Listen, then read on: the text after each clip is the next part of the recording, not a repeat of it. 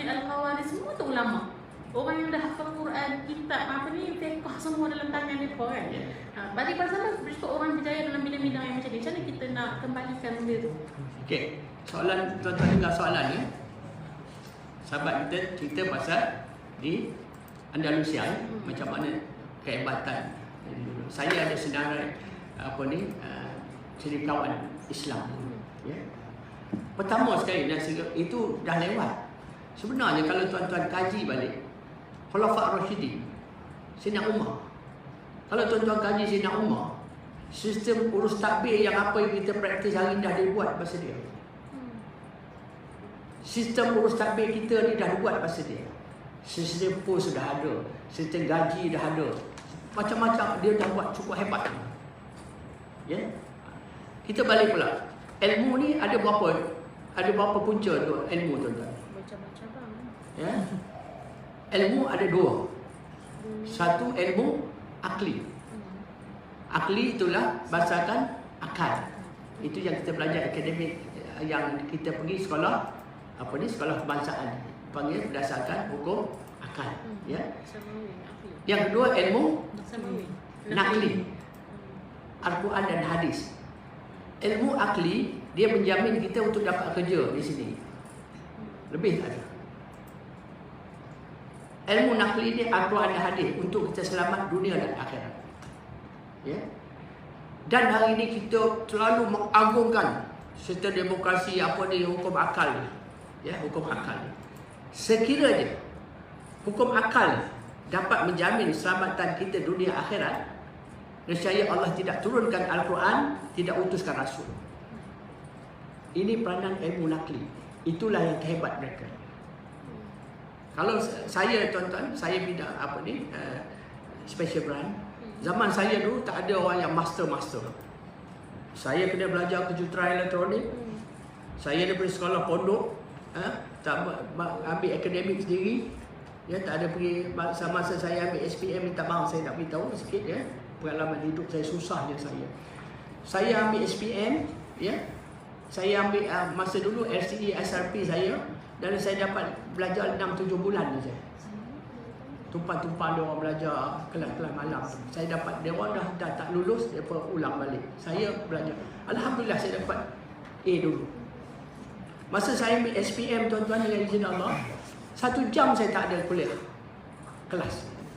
Alhamdulillah saya dapat grade 2 zaman dulu. Saya dapat grade 2 zaman dulu sebab apa? Sebab saya tak belajar sekolah akademik. Saya sampai J6 ni. Oleh apa tuan-tuan ajar oleh?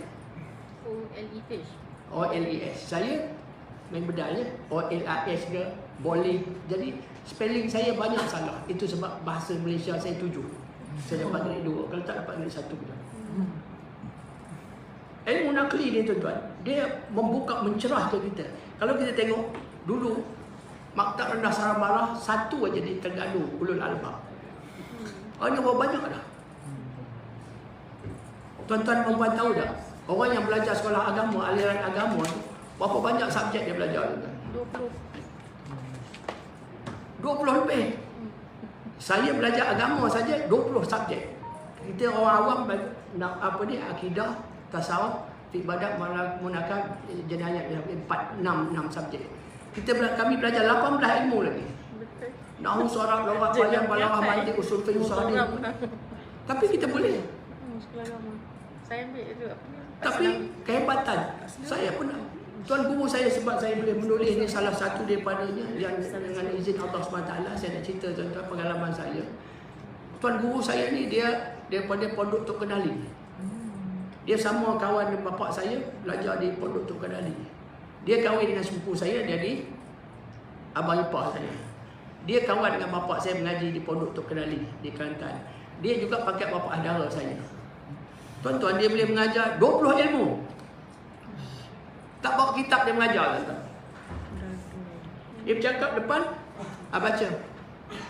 Baca papa-papa dia buat syarah. 20 ilmu tuan-tuan. Itulah salah satu rahsia dengan izin Allah saya boleh tulis. Kita kata logik akal je.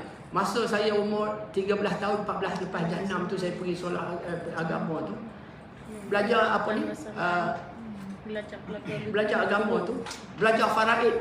umur 13-14 tahun, nikah cerai talak, talik rujuk faraid. Perlu ke belajar ke situ tuan? Umur itu? Bukan kita kata perlu. Saya pergi pergi presentation dekat Kementerian Pendidikan, dia kata fiqh jinayat ni perlu kita ajar. Bukan kita yang kata perlu, Allah kata perlu. Allah kata wajib. Tolong ilmi fardhatun ala kulli muslim. Jadi apa yang saya belajar tu faraid, nikah cerai talak tu, umur 13-14 tahun. Tuan-tuan dan puan-puan rahmat Allah, bila saya menulis benda tu datang balik. Ini katakan ilmu nakli, ilmu Allah Subhanahu. Itu sebab kehebatan ulama-ulama dulu yang saya kata tadi. Mereka ni dia panggil ilmu laduni tau. Ilmu yang Allah bagi pencerahan. Pencerahan. Itu sebab dulu zaman sekarang ni orang tak ada. Kalau orang masalah undang-undang, dia jumpa lawyer. Bila dia nak melabur, dia jumpa orang pakar ekonomi. Betul tak? Pasal agama dia tak datang jumpa kita. Kalau kita tegur pula, dia marah kita pula. Tapi kalau kita kata, you kencing manis jangan makan gula je. Terima kasih ingat saya.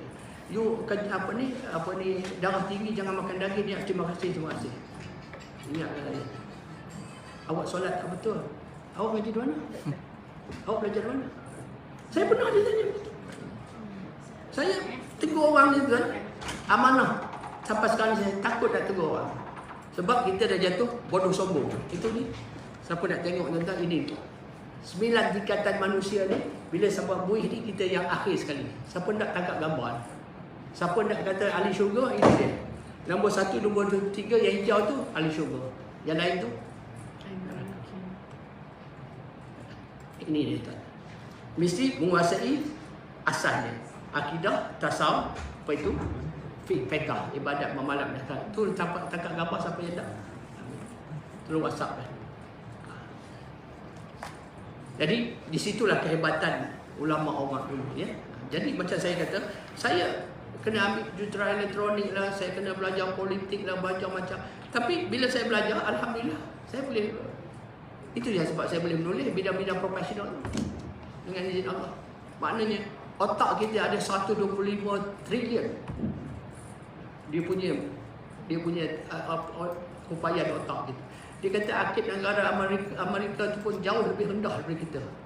Akal kita. Tengok tuan-tuan. Hari ni kita tengok saya, dulu kita tengok budak-budak yang Hafiz ni, dia hafal Al-Quran ni. Hari ni saya tengok ada kemajuan. Dia hafal Al-Quran, dia boleh terjemahkan, dia boleh cari ayat mana.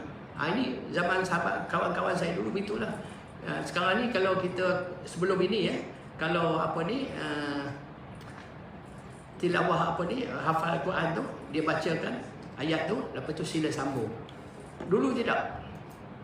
14-17 mana surah 14 ayat 17 baca. Hebat dulu. Tapi hari ni saya tengok dah ada balik keadaan itu, di mana dia baca ayat, dia cari apa makna dia. Lepas tu baca tafsirnya, lepas tu bagi ayat. Alhamdulillah. Bukan dia kata takat hafazan saja. Inilah kehebatannya orang agama contohnya dengan izin Allah. Ya, sini kalau ada. Saya takut tuan-tuan, kalau tuan-tuan dapat pergi beli buku ini, 50 tanda munafik, 40 batal iman, yang ditulis oleh Tuhan Nabi Muhammad berdasarkan Al-Quran dan hadis. Ini hampir kita tak kecuali kita. Banyak perkara-perkara yang kita lakukan yang menyebabkan munafik. Munafik tuan-tuan, kita tak takut. Kafir kita takut, munafik kita tak takut. Allah sebut dalam Al-Quran, a'udzubillahi syaitan, inna munafiqi fi darki asfali minan nar. Munafik ni neraka yang paling bawah sekali. Kalau kita kata Bush dulu diserang Iraq, berapa ramai askar Amerika, askar bersekutu, askar Iraq, awam sunnah atau benda, tetapi tidak diazab oleh Allah SWT seperti orang munafik. Itu Allah sebut dalam Al-Quran, a'udzubillahi syaitan, inna munafiqi fi darki asfali minan nar. Neraka yang paling bawah, azab yang paling teruk. Sebab Allah bagi nikmat